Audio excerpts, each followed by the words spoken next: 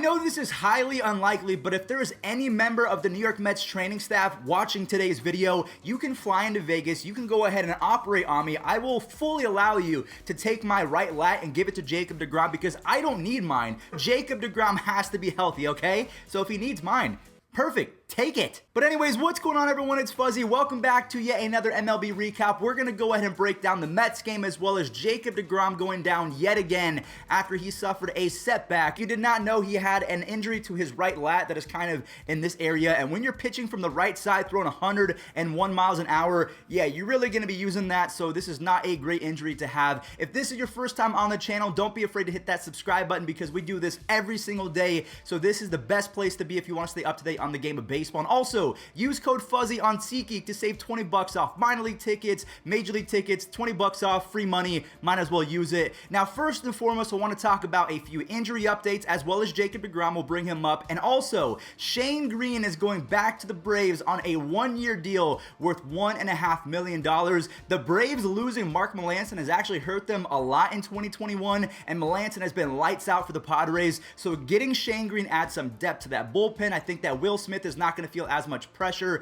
Maybe they alternate. Shane Green closes one day, Will Smith closes another, but so far I think that the Braves are better than when they were a week ago with this addition. The Yankees have been the second best team in baseball the last few weeks. They have been playing pretty well, I would say, and they're about to get even better. Luke Voit, as you can see by this clip, he hit an absolute ding-dong. Yo, I just realized on this Luke Voit home run, my friend Jake is playing shortstop. This guy, Jake Hager, Sierra Vista product. What's up, Jake? In his rehab assignment, he should be back on Tuesday for their series opener against the Tampa Bay Rays. I will be watching that. That is going to be a lot of fun. Yankees versus Rays, even though it's not a postseason series, it is going to feel like one. So you love when you get playoff baseball in May. So Luke Voit is coming back from injury. Jacob deGrom might be going on the IL. I will throw up a few tweets kind of updating you on whether his condition is worse or not as he woke up today. But having an injury to your right lat, especially as a right-handed pitcher, that is no bueno. He started the game yesterday. Let's go ahead and talk about the Mets game, shall we? The Mets beat the Diamondbacks 4-2, and Jacob deGrom actually started off that game pretty hot. Aside from this Eduardo Escobar, just kidding. You thought that Eduardo Escobar was about to go yard. Michael Conforto plays a great right field, and Jacob deGrom later in the game, he shows off the wheels with a bunt. You have Lindor with the sacrifice fly, and Michael Conforto with an RBI single, so the Mets do jump out to an early lead. Jacob deGrom was actually perfect through 4 innings of that game, and then he had a rough inning. He was able to escape it with not a lot of damage, but then in the next inning, during his warm-ups, he left the game, and this was not a good sign for Mets fans. Now, Edwin Diaz, he was Edwin, not Ed Lose yesterday. He comes in and saves the game on a nasty pitch. So like I mentioned, the Mets do beat the Diamondbacks 4-2, but ultimately, they probably lose the day because they lost Jacob deGrom. We're going to go ahead and talk about some West Coast games now. The Padres versus the Giants. Ooh, the Padres kind of reminded the Giants that they are not going to be in first place by the end of the season. It's probably going to be the Padres or the Dodgers, and yeah, the Padres beat up San Francisco yesterday. Jake Cronenworth with a 445-foot splash shot, and then Fernando Tatis Jr. goes to dead center, but he adds a little bit of spice because he goes 15 rows back, 454 feet. Chris Paddock and Ryan Weathers, they pretty much combined to be one superstarter. 6 innings, did not allow a single earned run, and racked up 7 strikeouts. And Trent Grisham came in for a 2 RBI triple. Jorge Mateo and Ha-Seong Kim, they drive in a few as well. The final score, 11-1. The Padres decimated the Giants yesterday. The Angels versus the Dodgers. So we saw a few days ago, the score was 14-11, just an absolute offensive explosion. Yesterday was the exact opposite. So the Dodgers score first, and then Jared Walsh, he doesn't care if you're Pedro Martinez, Trevor Bauer, you just came off a Cy Young Award season. He doesn't care who you are as of late because he has 53 RBIs since the beginning of September in 2020. That I think is second in all of Major League Baseball. So again, he doesn't care. He drives in 2. So the Angels take a 2-1 lead, and that was pretty much the game. Trevor Bauer does in fact lock in. He doesn't allow a single run for the rest of the game, and he finishes it with 6 innings, 2 earned runs, and 9 strikeouts. But unfortunately for the Dodgers, the Angels' pen was just way too good yesterday, so the Angels pick up a 2-1 victory. The Dodgers have been playing terribly terribly the last month. Maybe Cody Bellinger really is the heart and soul of that squad, because ever since he's been injured, they can't seem to find their identity. The Pirates beat the Chicago Cubs 6-5 yesterday, but I'm going to go ahead and say that if this was an MLB The Show game,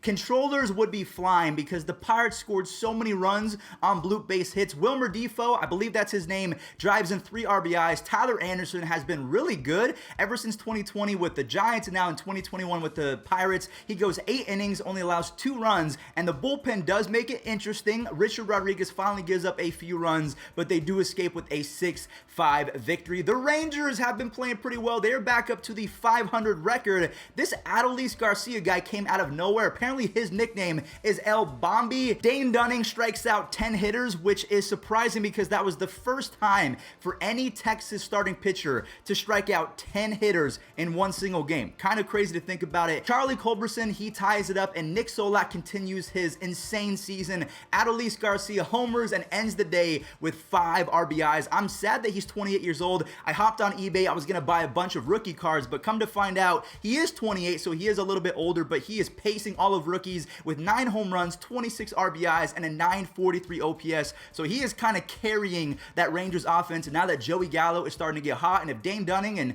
Kyle Gibson can really play as they're supposed to, the Rangers can be an under the radar, not very good, but they can still sneak up on you on any given day. So I like their squad. The Cardinals are now on a 3-game winning streak. They beat the Rockies, which is fun, as the Cardinals obviously traded for Nolan Arenado. They're playing his former team, the Rockies. And yesterday, I know it was Mother's Day, but Adam Wainwright was the Rockies' daddy. So Arenado homers, Yadier Molina, his double makes it 2-0, and Waino cruises. He almost threw a complete game. That would have been the second in his last 3 starts. 8 1/3 does not allow a single earned run. Cardinals sweep Nolan Arenado's former team, so that's got to feel really good for him. The Rays versus the A's. This has been a pretty entertaining series. Steven Piscotty is just so solid and consistent at hitting, so he gives the A's an early lead, and Mitch Moreland drives in 2, and it doesn't look good for the Rays, but they don't quit. They never, ever quit. Willie Adames hit what I thought was going to be an RBI double to the right side, but it carried over the wall, and then Michael Brasso versus lefties. You might as well just, walk him, because it seems like he's going to hit a home run almost every single time. The Rays blunder turns into a Matt Olson blunder. Apparently he didn't read that ball well, as he gets thrown out at third base,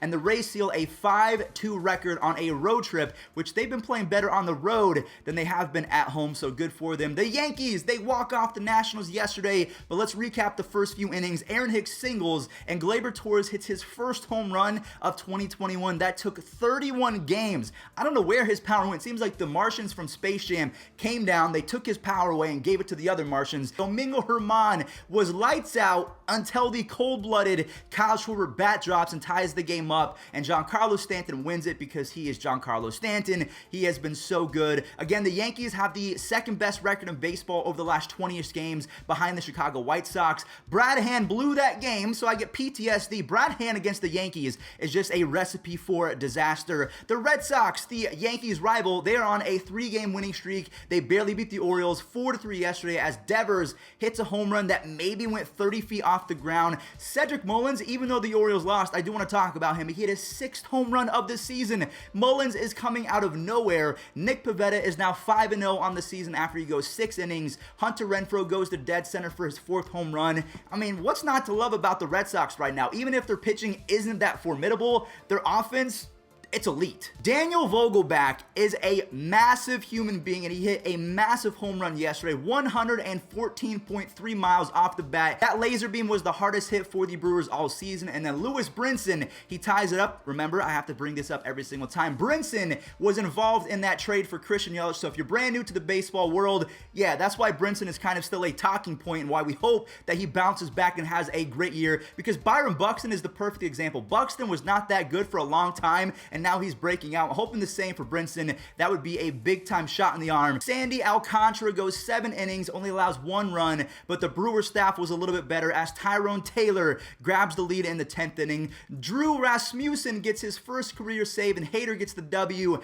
after a dominant 9th inning. So the Brewers escape with a 2-1 victory. The White Sox sweep the Royals. The Royals have now lost 8 consecutive games. They went into the month of May with the best record in baseball, and now they are the 20th best team in baseball. Crazy. Your mean Mercedes will not stop. He hits an RBI triple, then adds 2 more RBIs on a double later in the game. Jose Abreu drives in a few as well. Lucas Giolito finally got back on track. 5 innings, only allowed 1 run. Andrew Vaughn in replacement of Eloy Jimenez. I thought that Vaughn was going to be a DH, kind of a first baseman type player. He has made some fantastic web gems over in left field. So again, the White Sox, they sweep the Royals. The Royals need to get back on track. The final 2 games from yesterday, Pearson was bad yesterday, and he's been fairly bad to start his career, and he was one of the most hyped up prospects coming out in terms of starting pitchers. 3 earned runs and 5 walks later, he's yanked. Altuve homers. Kyle Tucker drives in a career high 4 RBIs. Well, actually, he tied his career high in RBIs. And Alvarez, he racked up 3 base hits in his first 116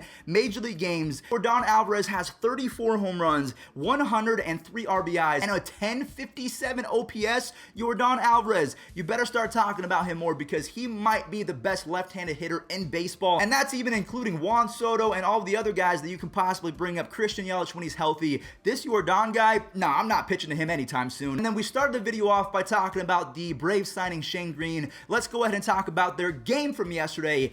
Aaron Nola was not very good. Ozzie Albies with an RBI triple, and then Dansby Swanson on the extra base hit fun as well on a 2-run home run. And that caps off a 4-run first inning. Freddie Freeman homers for his wife. He said that for Mother's Day, his gift to her was going to be hitting a home run, and he does exactly that. Huascar Ynoa drops his ERA to 2.23. He has 44 strikeouts to only 9 walks, and then a crazy double play towards the later innings that pretty much saves and wraps up the game for the Braves. So they win by a score of 6-1.